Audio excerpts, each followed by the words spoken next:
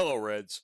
Welcome back to another episode of Liverpool Latest. If you're a returning viewer, please leave a like on the video and comment your thoughts on everything I have to talk about down below.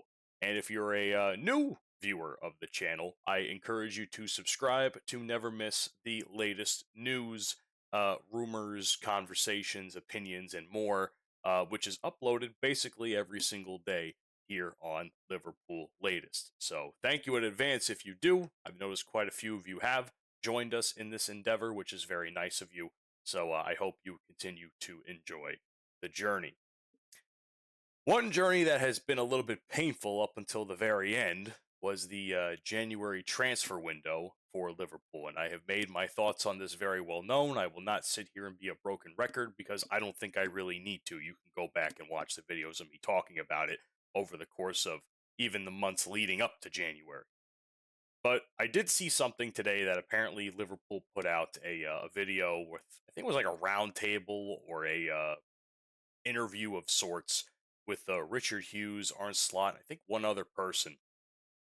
And it seems like this is kind of a response to Christophe Dugarry's rant saying that Liverpool are suckers for spending so much money on Jaquette, which is an absolutely wild statement. And frankly, I actually didn't know that we had spent as much money as we did. I thought we had spent a little bit lower than that, according to some reports, and ended up being actually much more.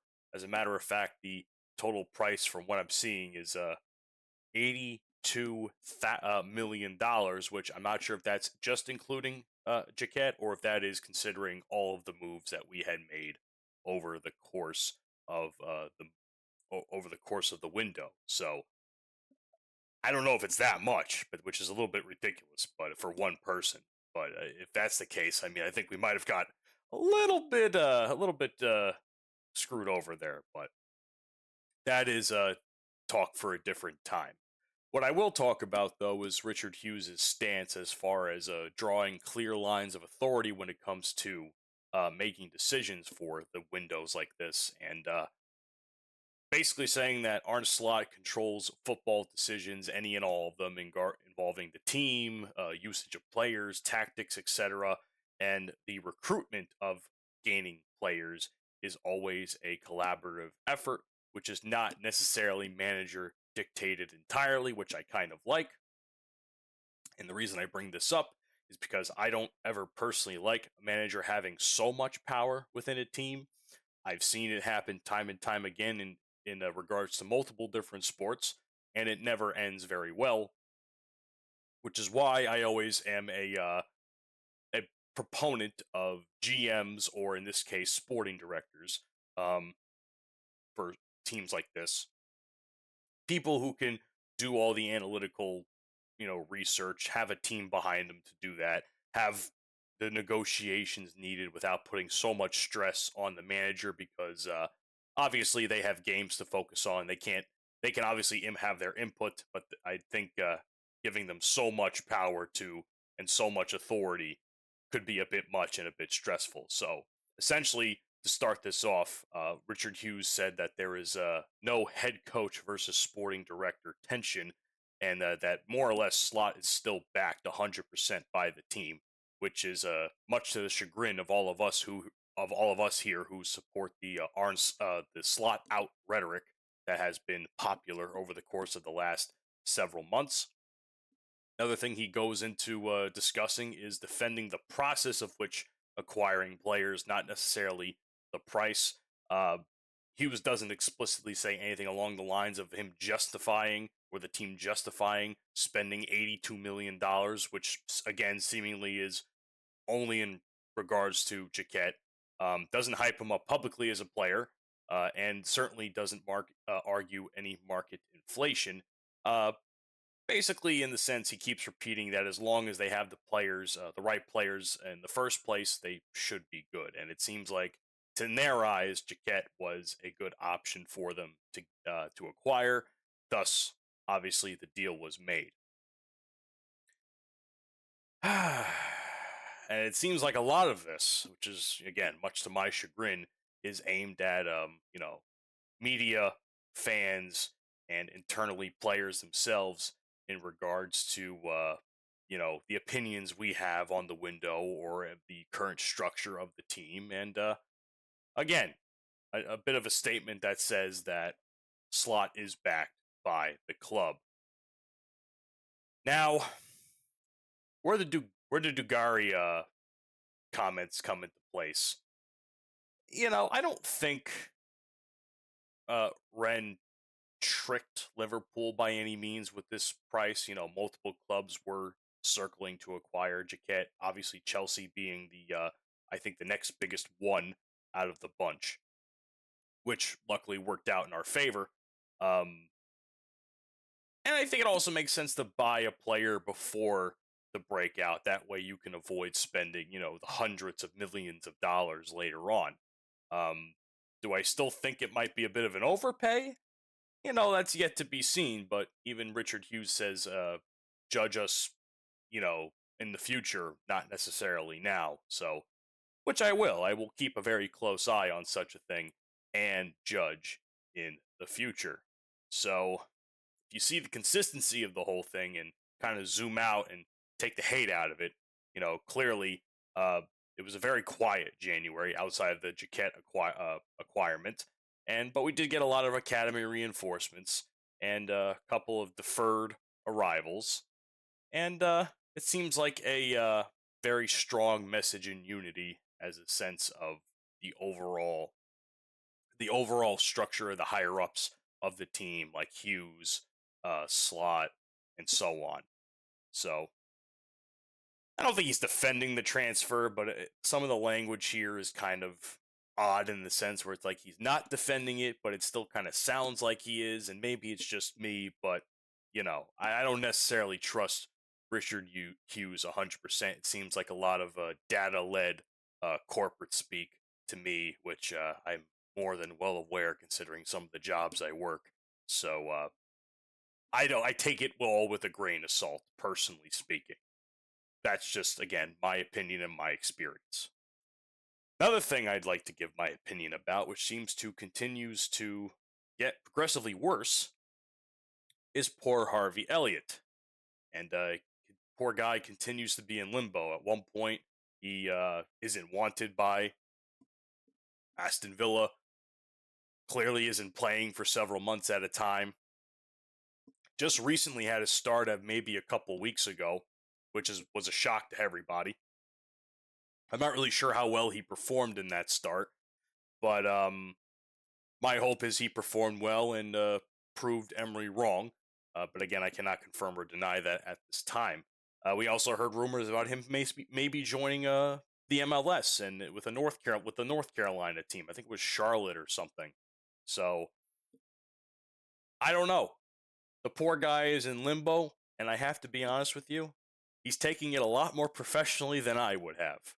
Because if it was me, I would have been a lot more outspoken about the situation, and I certainly respect Harvey for the fact that he has kept it as professional as he has, given the situation he has been put in.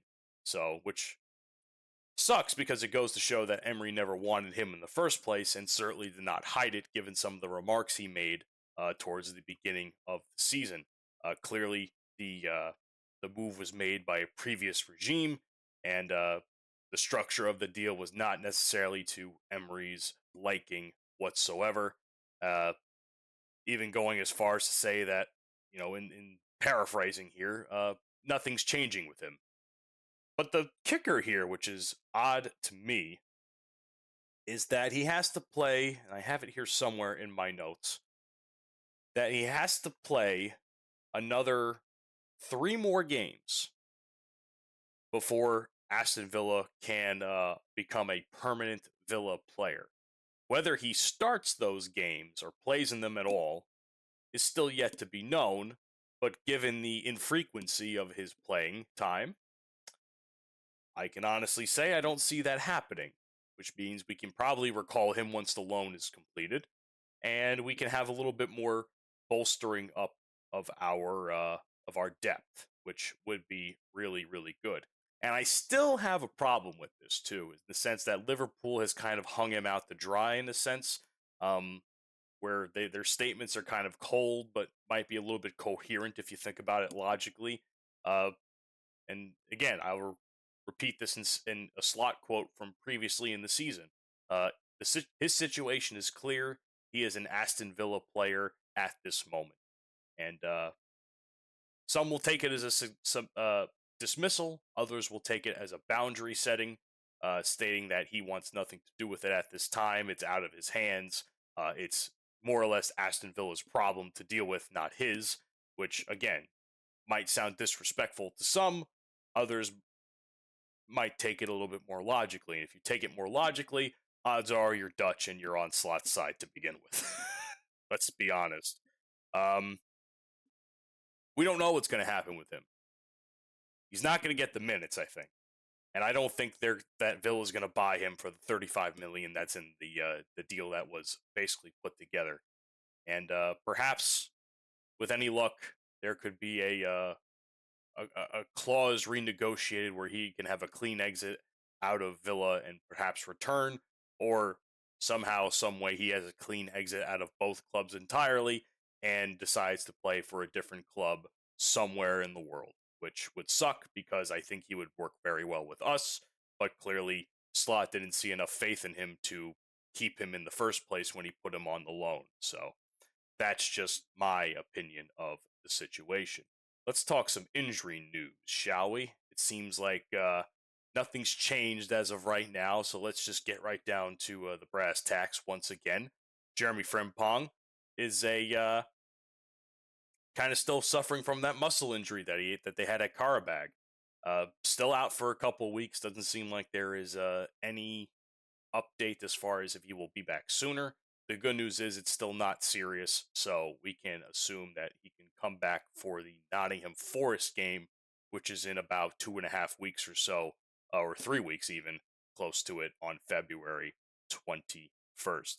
Joe Gomez was injured during the Bournemouth game, and apparently he is also close to return. He could possibly be back as soon as the Man City match this upcoming Sunday, which would be very ideal because it will also help with some of our depth on defense.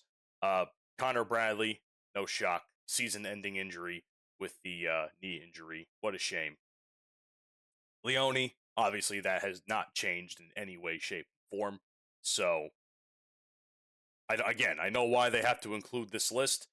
It doesn't change the fact that I hate the fact that it has to be constantly mentioned. So, what the big picture is for me anyway, especially with the Man City game, is that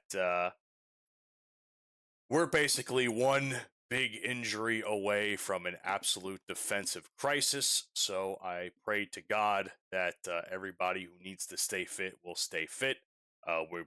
We're also suffering from the fact that a couple of obvious problems on the offensive side, where Isak is out and probably could be out for as late as March. We'll see what happens. He might come back sooner. Uh, I have not heard much news about it. It seems like that's something that they are keeping quiet. He is back in training, so that is a good thing. But we'll just have to see where that goes. Speaking of defense, and let's talk about probably one of the most prominent right backs in Liverpool, in recent Liverpool history here. And I love when I see stories like this because clearly it's a narrative driven thing, as opposed to a fact or an actual report. But let's pretend that we are all not trying to be biased here and discuss whether or not Trent actually regrets leaving Liverpool to go to Real Madrid. Here's the reality of the situation. Trent hasn't had many minutes. He's had 5 La Liga starts. He's had problems with his fitness. He's also had extreme competition, as well as tactical rigidity at the fullback position. And clearly, Madrid has been struggling in their own right because Xabi Alonso wouldn't have left or was let go, and Arbeloa wouldn't have taken his place if something wasn't wrong. But the key point is that there is no confirmation that Arbeloa told Trent to leave Madrid, which was something that was being rumored to have happened online. Uh, so a lot of claim and guesswork without any sort of sourcing to begin with. Uh, where this whole kind of idea wobbles as far as the facts go is that obviously Arbeloa, God, I'm not going to be able to say that properly, and I don't even know if I'm saying it right now. He's new. He's trying to consolidate his authority. Clearly, again, the Xabi Alonso experiment did not work very well in Real Madrid's favor, so they have to essentially start over. Uh, I'm not really sure if they're in mid-season right now, La Liga, but I would assume that they're relatively close, or at least similar to the Premier League. So, assuming that, they're over halfway through the season. And Madrid have rarely ever given up marquee signings, especially after one injury disrupting the season. So, telling a player to seek an exit, especially in February, would be absolutely insane to think about, considering just how profoundly popular Real Madrid is and how big of a club that they actually are. Now, here is where the quote unquote biggest regret comment comes in, because it's clearly based in Liverpool linked media, which they love this type of stuff when it comes to shitting on Trent. But let's see. Local lad leaves, struggles at his new home, and of course, the ghost of his past continues to haunt him, clearly because he was booed out the building when Madrid came by Anfield several months ago now for a loss in the Champions League. So, clearly, these examples are a bit selective. Uh, you know, I don't want to sit here and be like, oh, fuck Trent, because let's be honest. I loved Trent as a Liverpool player. I hate his exit. I hate the reasons for it. Um, but I'm also not going to rule out that he maybe regrets it a little bit.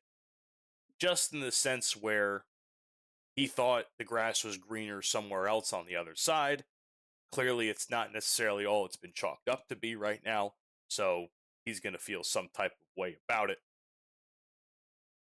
The question we need to ask ourselves is a Liverpool return um, ever really realistic?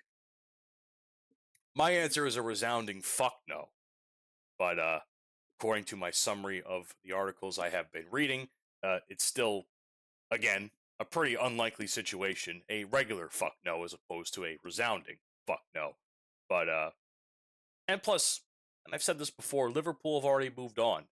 They got Frimpong. They have a couple of tactical tweaks in his position. Bradley, whenever he's healthy, is also in there constantly. So it doesn't necessarily rely on Klopp's old defensive system when it comes to right back. And as much as I hate to say this, I think right now we're in a pretty good position minus this current Frimpong injury. I think Frimpong is probably going to be our guy. He should be our guy going forward. There's no doubt in my mind that he should be our guy. So my only hope is that they don't make the mistake, they being Liverpool, of re-signing Trent, because one, that makes Trent look stupid. Two, it makes them also look stupid, the club. And it just causes a little bit of infighting as opposed to who gets what minutes.